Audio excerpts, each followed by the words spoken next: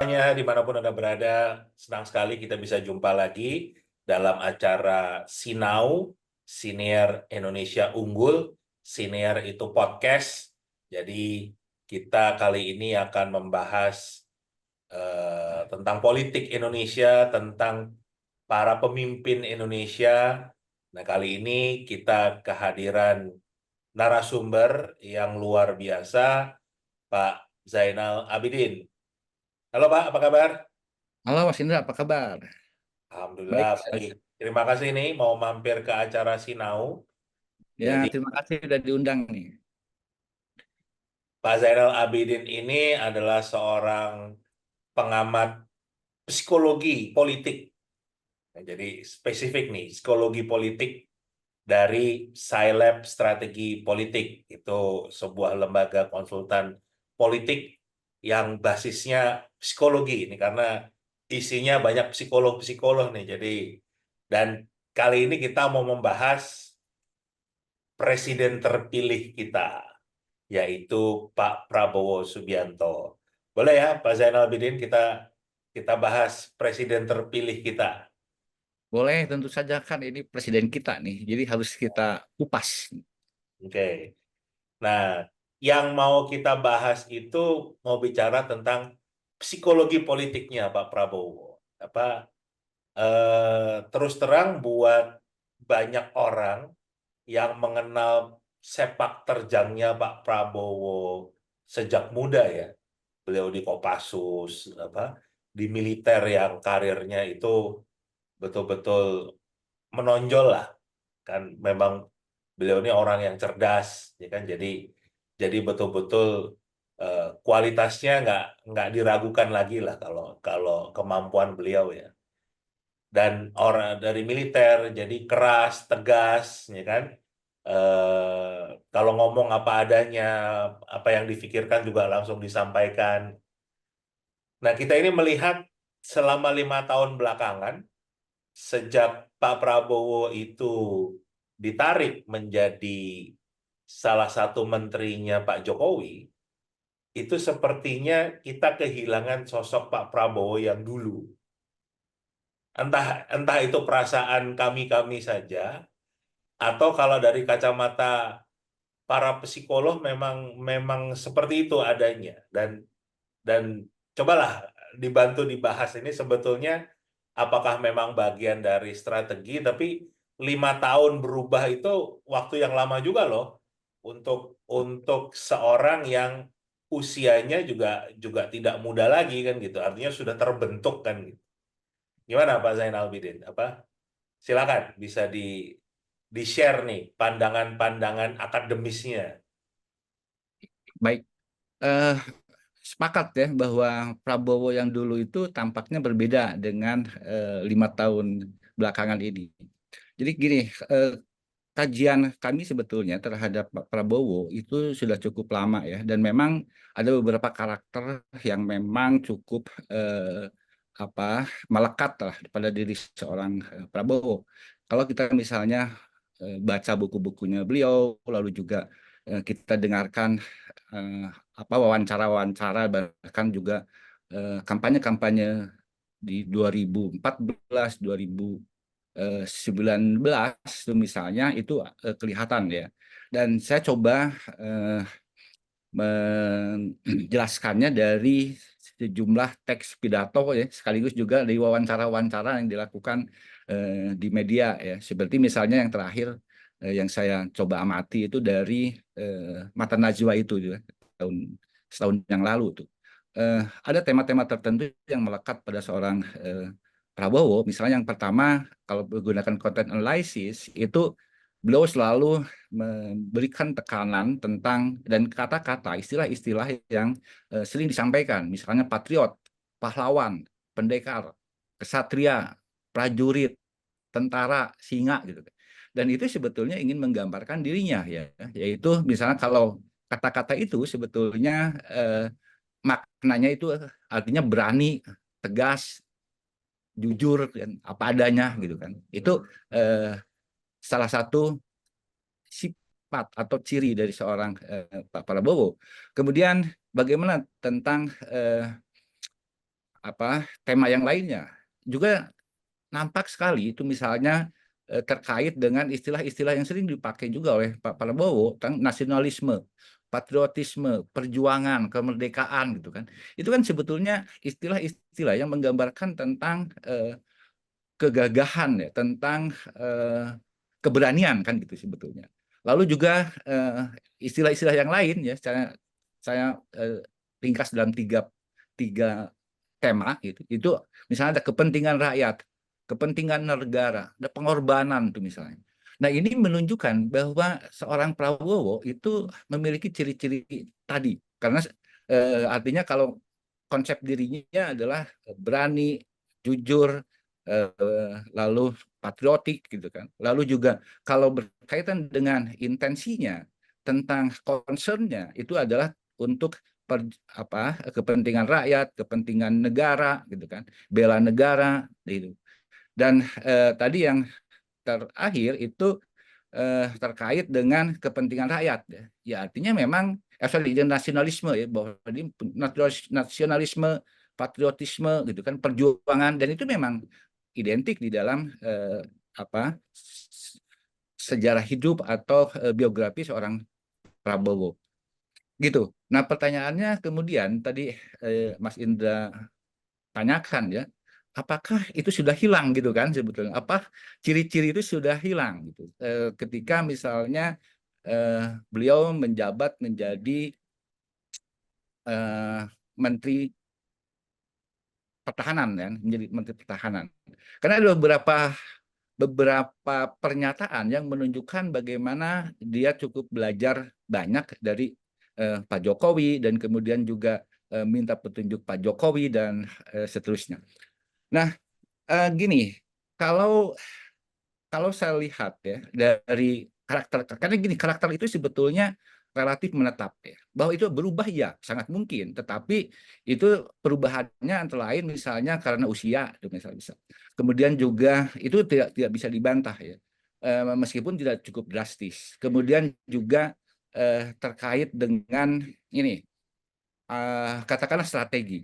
Kalau kita lihat dalam konteks strategi ya, kalau strategi politik itu kan begini, pada dasarnya ini di apa sejarah-sejarah peperangan ya, termasuk dalam filsafat perang itu selalu dikatakan kan, kalau kamu kalah oleh lawan kamu kan kurang lebih begitu, berarti kamu berdamai aja gitu kan gitu.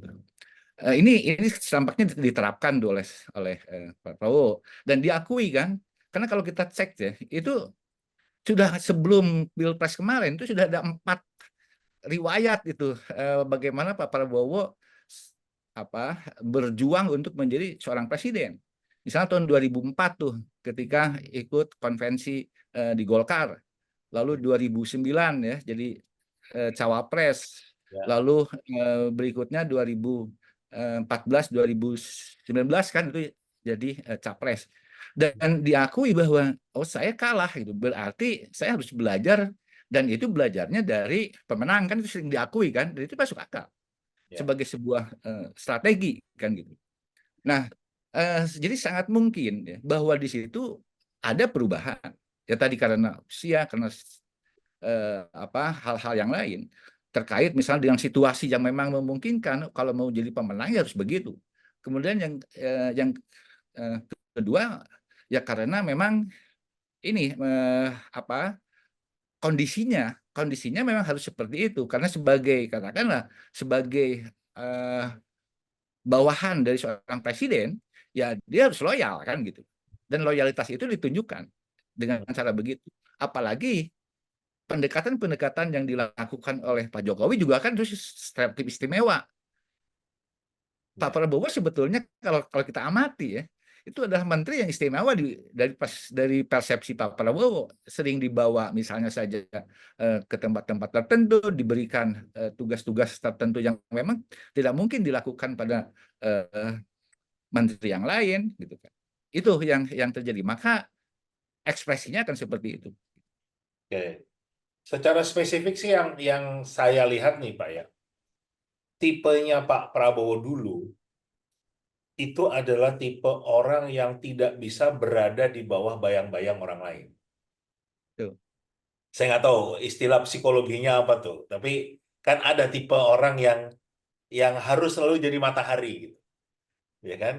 Dan itu sepertinya tipe Pak Prabowo yang kami kenal lah, apalagi saya sebagai di keluarga militer yang tahu persis Pak Prabowo itu seperti apa, itu orang yang nggak bisa berada di bawah bayang-bayang orang lain. Bahkan termasuk dulu di bawah bayang-bayang almarhum mantan mertuanya dulu itu juga secara hierarki kan, ya dia menantu juga bawahan kan, karena panglima tertingginya kan tetap presiden. Tapi kan beliau tetap muncul sebagai matahari gitu loh, yang punya kepemimpinan sendiri. Nah, 5 tahun ini tuh kita nggak melihat itu, ya kan? Bahkan yang tadi saya katakan kan, misalnya Pak Prabowo itu bukan tipe orang yang suka basa-basi, bukan tipe orang yang bahasanya berbunga-bunga kan gitu. Apa, selalu straight to the point kan gitu loh. Kalau A ya A, B ya B, C ya C. Kalau ini kan sekarang ini banyak mengatakan, oh saya lagi di training sama Pak Jokowi. Itu kan seperti bukan beliau nih kan gitu. Nah, pertanyaan besarnya, pada saat beliau nanti dilantik 20 Oktober 2024, kita dapat Pak Prabowo Subianto yang mana nih? Yang 5 tahun belakangan atau kembali seperti Pak Prabowo yang dulu? Nah, gimana nih analisanya Pak Zainal? Jadi kalau misalnya Pak Prabowo masih muda, usia 40-an dan masih aktif sebagai militer, Hmm, saya pikir tidak akan seperti ini. Tapi begitu ya? karena ya Hmm. akan lebih frontal. Tapi karena Ya. kan usia dan pengalaman. Jadi gini, memang kalau kita ukur misalnya nih, kalau seandainya ada pengukuran tentang need for power-nya, ada kebutuhan untuk berkuasanya, Pak Prabowo itu sangat tinggi. Sangat tinggi. Tadi saya menyebutkan beberapa tema ya yang apa namanya muncul dari analisis content analysis ya itu tentang pahlawan gitu kan, apa patriot, ksatria kan itu menunjukkan bahwa beliau mempersepsi dirinya sebagai orang yang eh, apa selalu ada di atas kan gitu. Tapi Ya. kan masalah usia itu kan dan pengalaman itu kan harus berdamai dengan pengalaman itu. Tadi saya menyebutkan sebelumnya kan sudah ada 4 kontestasi dan 5 dengan yang ini kan. Dan itu ternyata dengan cara-cara yang beliau lakukan selama itu kan gagal. Tidak bisa diterapkan dalam kondisi seperti ini. Maka tadi strateginya adalah ya coba berdamai dengan lawan kan gitu tuh. Dan bahkan karena posisinya sebagai bawahan dari seorang presiden, ya harus menunjukkan loyalitas itu. Apalagi eh, Pak Jokowi saat itu kan approval ratingnya kan sangat tinggi gitu. Melawan Pak Jokowi dalam kondisi seperti itu ya pasti kalah lagi kan kurang lebih begitu tuh. Jadi mesti ada tuh strategi-strategi tertentu. Nah, kemudian eh, ininya need for achievement. Jadi need for achievement itu dorongan untuk berprestasinya. Orang yang need for achievement-nya tinggi itu dia akan selalu bangkit dari keterpurukan. Dia akan selalu bangkit dari kekalahan itu. Gitu. Hmm. Nah, ini yang kelihatannya juga menonjol pada seorang Pak Prabowo karena apa kalah terpuruk ya udah satu-satunya cara untuk memenangkan kontestasi itulah berdamai. Kalau Pak Prabowo kan bukan rekonsiliasi gitu kan. Dan dengan demikian itu adalah sebuah strategi yang menurut saya cukup berhasil ya sehingga bisa memenangkan kontestasi Ya. Pilpres saat itu. Oke, jadi intinya kalau Pak Zainal ngelihatnya nih sebagai strategi ya. Jadi yang kita dapatkan nanti sebagai presiden ya seorang Prabowo Subianto yang sesungguhnya, bukan yang, karena salah satu kekhawatiran masyarakat banyak ini adalah menjadi hanya meneruskan apa yang dilakukan oleh Pak Jokowi. Kan berarti sama aja 3 periode tuh kan. Padahal kita tahu kapasitas kualitasnya Pak Prabowo itu levelnya bahkan level dunia gitu loh, bukan bukan cuma level lokal kan. Beliau pergaulannya pun pergaulan internasional. Jadi dan memang punya kapabilitas lah untuk memimpin Indonesia itu. Tapi kalau yang ditunjukkan sekarang kan kayaknya sediko dawuh tuh sama sama presiden yang sekarang kan, yang dikhawatirkan justru malah hilang tadi karena kebablasan gitu loh Pak. Karena udah terbiasa Gebit ya. jadi ini, kita malah kehilangan sosok Prabowo Subianto yang sesungguhnya. Kira-kira gimana apa pandangan Pak Zainal? Gini, eh kalau kita lihat ya, tadi disebut karakter, yang disebut dengan need, kebutuhan, itu kalau menurut teori ya, itu memang relatif menetap. Tapi bisa berubah meskipun tidak cukup drastis. Antara lain mas apa ya? Karena usia misal. Karena tadi kondisinya tidak memungkinkan untuk dieksplisitkan secara frontal di dalam kondisi tertentu gitu kan. Nah, satu-satunya cara yang bisa dilakukan ya tadi dengan mengubah strategi itu. Jadi kita sebetulnya bisa bisa nagih nanti pada Pak Prabowo misalnya. Karena kan tadi ada tema-tema tertentu yang dalam pidatonya, yang dalam wawancara-wawancaranya, dalam tulisan-tulisan di bukunya itu tentang perjuangan rakyat, perjuangan untuk kepentingan rakyat, perjuangan untuk kesejahteraan rakyat. Kan itu tuh poinnya.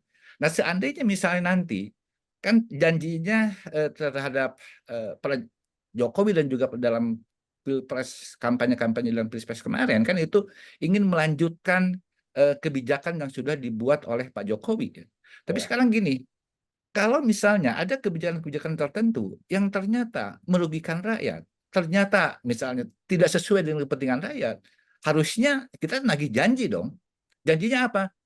Kan Pak Prabowo ingin selalu mengatakan untuk kepentingan rakyat, untuk kesejahteraan rakyat, gitu kan? Patriotisme untuk apa? Kepentingan negara, kan gitu. Nah, ini yang harusnya ya, dan saya percayalah, ini yang harusnya jadikan fokus. Karena misalnya ada kebijakan-kebijakan yang kemudian diteruskan tetapi tidak sesuai dengan kepentingan rakyat, ya Pak Prabowo harus konsisten dengan janji-janjinya kan begitu. oke. Ya, ini di depan mata ada jalan persimpangan yang cukup ini ya, cukup dilematis kan.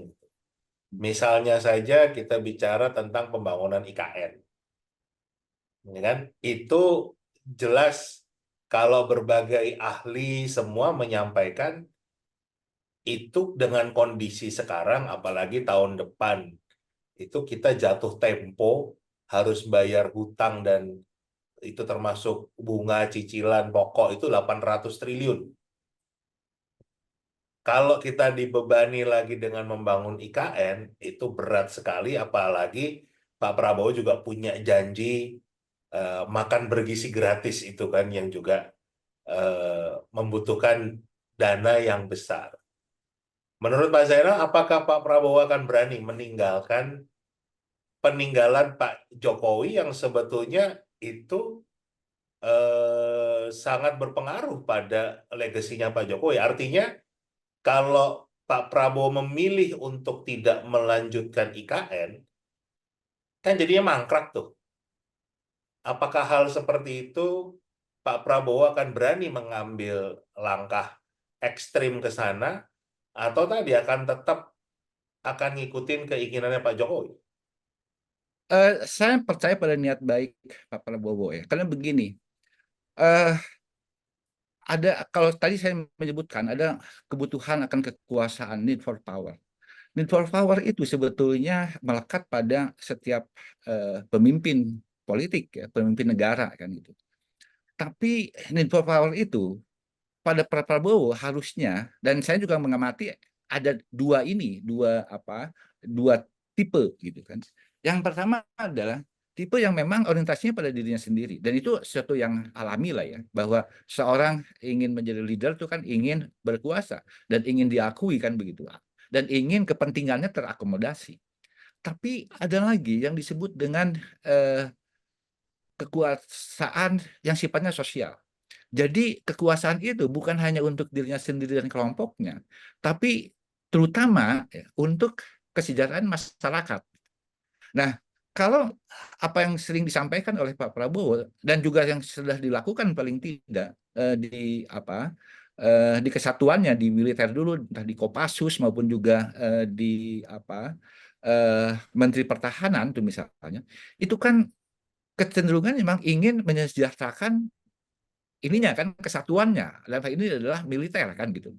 Itu kan ada tuh pernyataan-pernyataan seperti itu, dan kalau dulu ketika di Kopassus itu juga ada itu aksi-aksi yang seperti itu. Nah, sekarang konteksnya adalah Pak Prabowo beliau yang bukan jadi anak buahnya tuh dipikirin sampai betul-betul segala sesuatunya dipenuhi oleh Pak Prabowo. Itu yang membuat orang nggak akan pernah lupa apa dengan jasa-jasanya Pak Prabowo itu, karena betul-betul dari dulu yang namanya anak buahnya Pak Prabowo itu betul-betul difikirkan kesejahteraannya. ya, ya jadi ada kekuasaan yang sifatnya sosial pada diri seorang Prabowo. Nah, dulu kan itu beliau sebagai pimpinan militer. Hmm. Tapi sekarang kan bukan pimpinan militer, tapi pimpinan rakyat. Ya, Artinya itu ya betulnya. rakyat Indonesia itu pimpinannya adalah Pak Prabowo, sehingga beliau harusnya juga sama seperti saat itu, yaitu menyejahterakan masyarakat. Nah, dalam konteks ini berarti bahwa kepentingan yang personal, kepentingan katakanlah ini maaf nih misalnya pemerintahan sebelumnya gitu kan, itu kan harus dikorbankan untuk kepentingan rakyat kan gitu. Ini Hmm. saya yakin itu tuh bahwa ada dorongan-dorongan yang memang sifatnya sosial pada seorang Pak Prabowo. Kalau saya misalnya mengamati dan juga membaca buku beliau dan kemudian juga mendengar wawancara-wawancara yang beliau lakukan di sejumlah media massa, itu kan banyak sekali sumbangan-sumbangan yang dia berikan misalnya pada sejumlah orang atau sejumlah kelompok yang memang membutuhkan itu, termasuk misalnya mendirikan eh, apa eh, organisasi petani itu kan misalnya untuk kesejahteraan petani, kemudian juga organisasi pedagang di pasar kan gitu tuh. Dan macam-macam lagi kan gitu, termasuk memberikan kontribusi sumbangan terhadap generasi-generasi muda yang memang membutuhkan dan memang potensial untuk menjadi pemimpin yang akan datang. Dan ini sebetulnya kita harapkan saat nanti pada saat beliau sudah menjabat tuh setelah Oktober 2024. Iya, juga kalau kita melihat dengan bukunya beliau, misalnya Paradoks Indonesia, itu kan sebetulnya apa yang ada di sana agak berbeda dengan apa yang terjadi dengan rezim saat ini kan, 5 tahun selama ini. ya kan? Jadi pemikiran yang berbeda dengan apa yang dilakukan oleh rezim yang berkuasa saat ini kan. Nah itu kan kita jadi bingung. Nanti itu Oktober 2024 kita mendapatkan Pak Prabowo yang mana nih kan gitu. Tapi ya harapan kita tentunya adalah Pak Prabowo yang menjadi dirinya sendiri, yang tidak terpengaruh oleh eh, kekuatan apapun ya kan. Karena kita sudah mempercayakan beliau untuk memimpin bangsa ini. Jadi Tuh. jadi kalau eh, yang nggak ada gunanya juga kan kalau beliau sudah dilantik kemudian terus harus harus mengikuti misalnya keinginan presiden terdahulu gitu kan, agak nggak masuk akal juga kan gitu. Iya, Tapi karena juga pride-nya tinggi. Kalau saya coba mati ya, pride-nya, kebanggaan dirinya tinggi. Self esteem-nya juga tinggi. Maka akan sangat beresiko kalau misalnya kebijakan-kebijakannya justru bertentangan dengan kehendak rakyat kan gitu. ya itu yang eh, di satu sisi kita berharap seperti itu kan, tapi di sisi lain juga ada keraguan karena selama 5 tahun ini kita nggak melihat Pak Prabowo yang seperti itu. Itu kan itu yang kita ya tadi sih yang sebetulnya saya mau tanyakan dari sisi psikologi, ya kan? Kalau saya itu udah punya bayangan semakin tua, usia semakin, apalagi dengan usia yang seperti Pak Prabowo ini ya, justru untuk mengubah watak itu susah gitu. Karena sudah istilahnya dagingnya udah alot gitu loh. Ya kan udah. Tapi Iya, beliau malah bisa nih melakukan melakukan itu ya. sangat mungkin, sangat mungkin bisa. Pertama, misalnya gini, eh, apalagi dalam kontestasi politik ya, di situ ada campaign. Di campaign itu biasanya berarti juga akan ada branding kan gitu. Itu Hmm. mungkin awalnya bagian dari branding. Ya, branding politik kan begitu tuh. Hmm. Menyesuaikan dulu dengan kemauan rakyat lah, kemauan voters kan begitu tuh, mayoritas voters tentu. Nah, kalau itu sudah menjadi dan itu dianggap berhasil, dan kemudian dia juga punya cita-cita yang luhur, maka harusnya itu disesuaikan dengan ininya kan, dorongan untuk tadi memakmurkan rakyatnya. Nah, sedangkan tadi masalah masalah apa sih namanya tentang tampilan keluarnya, sangat mungkin itu sebagai sebuah strategi. Dan kita berharap begitu sih sebetulnya. Karena ada yang lebih eh, perlu diperhatikan tadi berkaitan dengan kehendak rakyat, dengan kesejahteraan rakyat seperti yang selalu digembar-gemborkan, selalu disampaikan oleh Pak Prabowo. Ya, faktor lain nih, apapun ceritanya, wakil presidennya, wakil Pak Prabowo adalah representasi karena anak kandung, anak tertua dari presiden yang sebelumnya. Apakah itu akan juga menjadi faktor bagaimana beliau nanti akan mengambil kebijakan-kebijakan, Pak? Eh, saya agak ragu ya kalau eh, apa wakil presiden dalam konteks Indonesia ya itu cukup berperan karena di undang-undang dasarnya juga kan itu hanya sebagai wakil, sedangkan kalau masalah pembagian tugasnya itu lebih ke operasional nanti ya gitu. Nah, eh, tadi kalau misalnya ya, jadi gini, poinnya begini sih yang ingin saya sampaikan, kepemimpinan itu tidak pernah soliter, selalu tapi selalu kontekstual gitu. Jadi Hmm. kalau misalnya tuntutan masyarakat, tuntutan sosial dan juga politik menghendaki peran lebih dari seorang presiden, ya akan tentunya akan dilakukan. Tapi kalau misalnya perlu di-sharing eh, kebijakannya dengan wakil presiden, ya mungkin itu akan dilakukan. Tapi kalau melihat Pak Prabowo, saya pikir konteks apapun konteksnya akan lebih dominan Pak Prabowo-nya saya kira. Hmm. Apalagi nanti kan Pak Jokowi tidak lagi menjabat sebagai presiden, bukan atasannya Pak Prabowo kan. Itu akan apa sih namanya? Akan berbeda itu sikapnya. Tapi lagi berupaya menjadi ketua Dewan Pertimbangan Agung nih, Pak. Ya, tapi kan tetap di luar ini kan, di luar struktur eh, undang-undang dasar dan undang-undang kan sebetulnya. Iya. Kecuali kalau memang kemudian dibuat undang-undangnya ya, eh, atau diubah undang-undang dasarnya itu hal yang berbeda kan. Tapi kan itu tidak dilakukan dan tidak mungkin dilakukan saya kira. Oke. Terakhir deh, Pak Zainal. Apa pesan-pesan Pak Zainal kepada Pak Prabowo nih di dalam dalam nanti menjadi Presiden Indonesia yang ke-8? Ya, kalau saya sih coba dari perspektif 58% itu yang memang memilih beliau kan. Dan mereka berharap memang kesejahteraan masyarakat, janji-janji eh, pres apa capres saat itu ya, yang terutama 4 poin penting itu memang harus segera dilaksanakan. Antara lain misalnya eh, apa kemandirian pangan, energi kan itu kesejahteraan rakyat dan itu yang memang harus diutamakan. Artinya prioritas-prioritas untuk kebijakan yang akan datang itu adalah ke apa prioritas untuk kesejahteraan rakyat. Itu aja sih sebetulnya. Dan lebih lebih genuine lagi gitu kan. Tunjukkan bahwa Pak Prabowo itu memang seperti yang dipersepsi oleh kebanyakan orang gitu. Ya.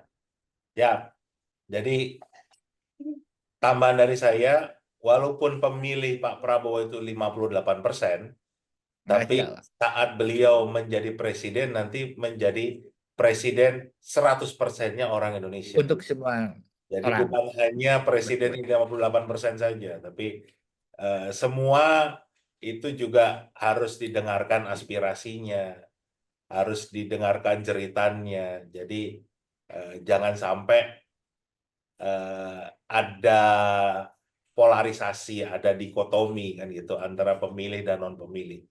Mudah-mudahan dan saya yakin sih Pak Prabowo akan menjadi Ya, presiden. betul. Betul, sepakat. Karena janji Pak Prabowo juga kan sebetulnya adalah menghilangkan polarisasi itu kan gitu. Jadi memang Pak Prabowo bukan hanya presiden yang untuk 58% pemilih, ya, tapi juga untuk semua rakyat Indonesia. Ya. Setuju itu. Ya, terima kasih Pak Zainal.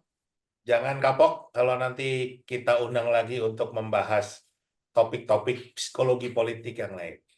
Ya, sama-sama, Mas Indra. Ditunggu Ya. undangannya. Baik, pemirsa semua, demikianlah bincang-bincang kita. Jangan lupa untuk subscribe YouTube channelnya, like videonya, berikan komentar, dan share link YouTube-nya ke rekan-rekan Anda yang mungkin menikmati tayangan kami ini. Terima kasih, sampai jumpa.